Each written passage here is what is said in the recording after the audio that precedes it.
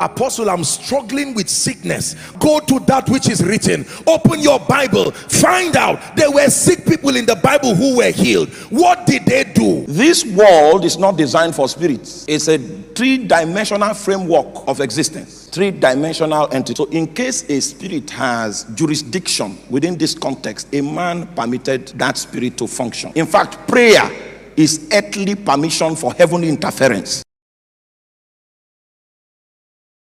When you come to him and say, Lord, invest upon me the healing anointing, all right?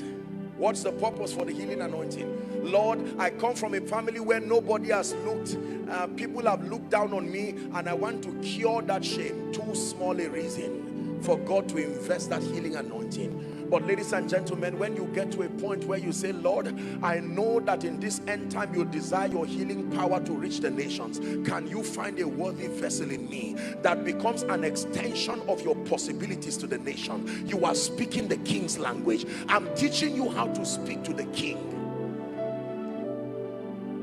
For many years, a woman wanted a child, and the purpose of that child was simply to solve the mockery that was coming from her stepwife. And you would think that because of that agenda, God will respond. It was not enough reason at all. But the day she said, Lord, you are looking for a prophet, I've changed my agenda. Let's talk kingdom. She prayed once and Samuel arrived. Let me tell you the truth. Lamentations out of pain and misery and kingdom-driven prayers are two different things. Unfortunately, most of us in the body of Christ invest hours praying the kind of prayer that is founded and garnished with selfishness. And sometimes we make very nasty statements as if we forget that it's God we are talking to, and we expect him to listen and then to answer. All these prayers about mockery and the rest. Now, I know that God will always prove a point in your life, but sincerely, I'm telling you how the king operates. If there is anything that drives your passion other than to see him glorified, forget about the investment of his power.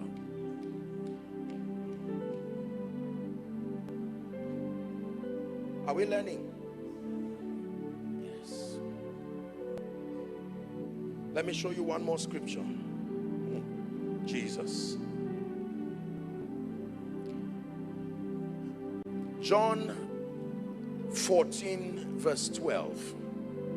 I'm just charging your hearts and we'll pray. John 14:12. Here's what Jesus said. Verily, verily, I say unto you. Who is speaking now? Jesus himself. The truth. So there is no lie in what you are hearing. He that believeth on me, the works that I do shall he do also.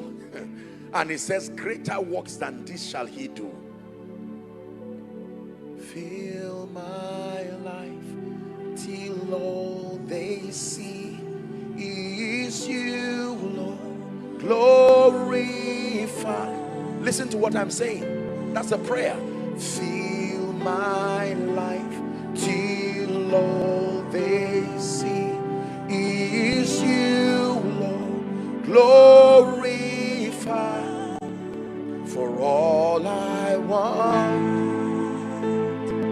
is for you to be glorified, for you to be lifted high. All I want is for you to be glorified, for you to be lifted high. When I started ministry, I never knew there was something called honorarium, that a man preaches and you can put a basket of fruits and say thank you, go and eat. I never knew that there was such a thing, because that was never the drive. It's an honor to serve His Majesty. You see that? Seeing souls saved, seeing lives transformed, that was it. Thank you, oh God, that every other thing that came as a fringe blessing was a surprise. For doing this, for serving you with all my heart, this is what you are doing. And when God finds that kind of heart, he says, you are doing this for me, let's go to the next level. I hope God is speaking to someone. So that before you receive all this impartation and start running out and then just go and kill yourself for no reason, there is a circumcision that God is doing in our hearts. Let me tell you, many people have failed God. They have failed God because they did not learn kingdom. They did not learn kingdom. When it has to do with kingdom, your name decreases. Let every other name fade away. That's the language of the kingdom. Let every other name fade away till there's only you. Let every other name fade away. Jesus, take your place. Jesus, take your place. Sing it one more time with conviction in your heart. Let every other name fade away. Dethrone all those idols that have risen above the name of the Christ. Bring in every thought to the obedience of Christ.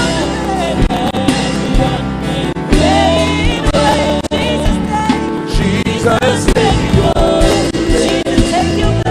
Jesus, take your place.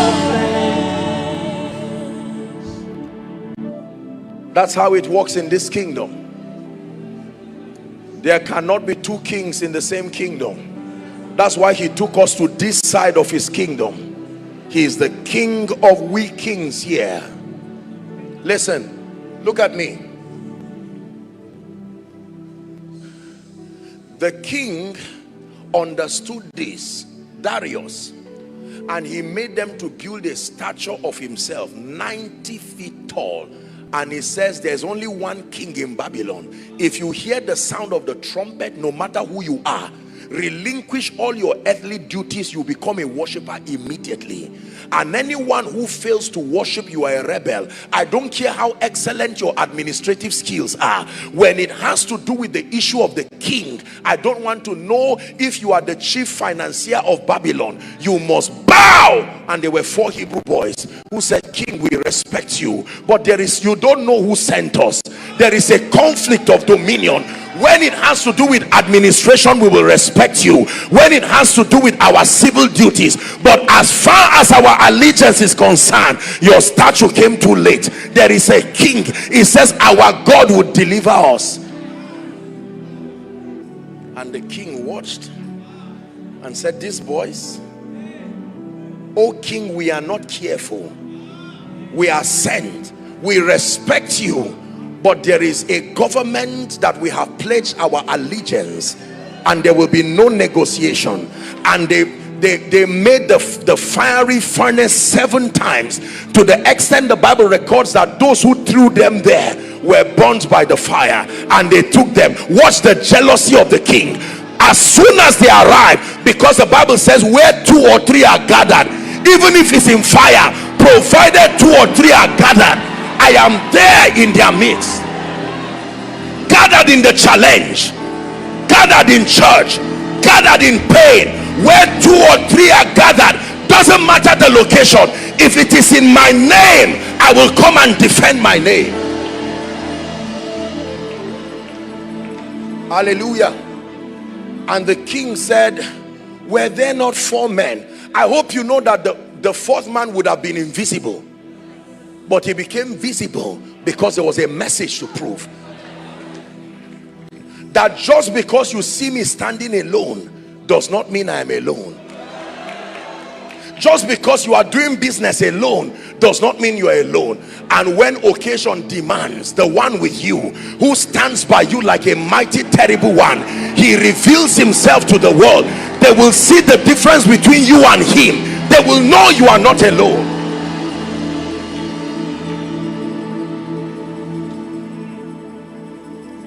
Hallelujah. No, you are not alone. You are not doing business alone.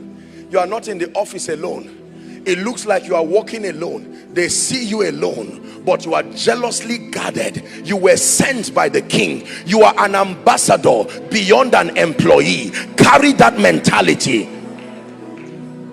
If I ask you, who do you work for, your first question is one bank or whatever, and you are right. But from an eternal standpoint, you are very wrong. The one who sent me ever before me. Before the bank saw you, they only saw you because he sent you. The corporation only saw you because he sent you. They've discerned your value before he sent you. So when they say go, and you go back and say I am finished, you insulted the one who originally sent you. Someone shout send. One more time, say send. It's a mentality you must carry. You may look ordinary, but you were sent from God. Oh, your parents said they finished giving birth, it just happens that you came. No, God forced you there because there's an agenda that still had your name on it. You see, when you carry this mentality, your orientation on many grounds begin to change. Your concept of rewards, your concept of men, your concept of love, your approach. You live on earth like a foreigner, even though you have tremendous influence over the people and the resources. But there is something about your mind. They know that your relationship is not connected to anything here because you are sent. No matter how long the ambassador of US is in Nigeria, he knows US is not his home. Yet you will see him driving convoys, yet you will see him staying in the best of hotels, but he is eternally aware that I'm a US citizen first, sent on a mission. They named their mission after what sent them. And notice what happened. We had an incident recently, I was told, somewhere in the eastern part of the nation where, you know, there was an assault or so on US citizens, and within moments the Secretary of State had made a speech. That is kingdom. Who is touching the one I sent? And they say there's somebody, he has touched everybody in that family like that. And then God gives you a scripture to announce to that devil, but I know whom I believed. Listen, and I am persuaded that he's able to keep that which is committed to him, not keep that which is available. When you become that which is committed to him, his jealousy now comes in place to defend you. All that you have given me, he says, I have kept, John 17, and none is lost except the son of perdition, and that scripture might be fulfilled. He's a keeper, not just a maker. So when he makes your business, he keeps it, so you can have longevity of impact. There's no need to be afraid, will I last 10 years? No. If you know the one who keeps you, and your loyalty and your obedience and your surrenderedness is in check, the doors will rise and fall, you will still stand. Are we together?